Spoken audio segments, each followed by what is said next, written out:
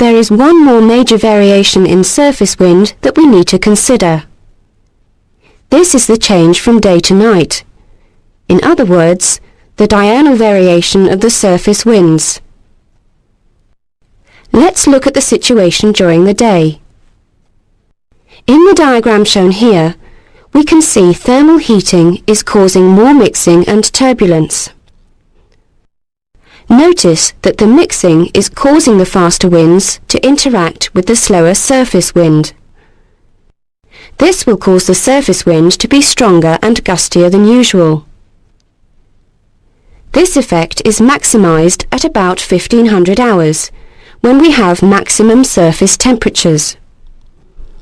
So at approximately 1500 hours, we would expect the fastest and gustiest surface winds. The situation at night is very different. At night there are no thermal currents, and therefore little mixing when compared to the daytime. Therefore, the surface wind speed remains low, since there is little interaction with the faster winds above. This effect will be most apparent when the Earth's surface is at its coldest, which is just after sunrise, approximately 0600 hours. Let's now use what we have just learnt and see how the direction and speed of the surface wind will change diurnally. The example shown is for the Northern Hemisphere. Again, like before, we will use the geostrophic wind and its forces to understand what is happening. At approximately 1500 hours, we said the surface wind speed will be at its highest. Therefore, the Coriolis force will only be slightly reduced compared to the geostrophic wind. But at 0600 hours, the surface wind is at its slowest, and the reduction in the Coriolis force is much greater. Therefore, the surface wind will be deflected by a greater amount from the geostrophic. The surface winds will simply move between these two extremes depending on the time of day. From 0600 onwards, the surface wind will increase in strength and move towards the 1500 position.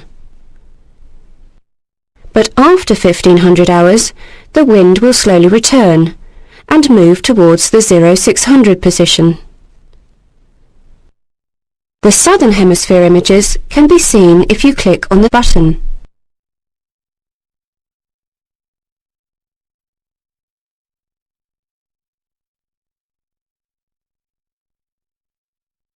This completes the theoretical analysis of the surface wind and geostrophic wind.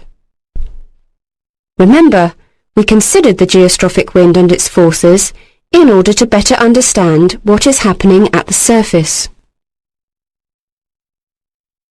If we now take a surface pressure chart like the one shown here, we can see some parallel isobars and therefore find a geostrophic wind.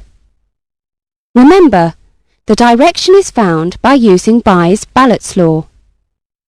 If this is a Northern Hemisphere map, the geostrophic wind will be blowing from the west, at about 285 degrees. The speed can be found from the geostrophic wind scale. In this example, it is 20 knots. What will the surface wind be doing though? If this location were from the sea surface, we would have to remember what direction the surface wind was in relation to the geostrophic wind. In the Northern Hemisphere, the surface wind was like this compared to the geostrophic. If you remember, the angular difference was 10 degrees over the sea.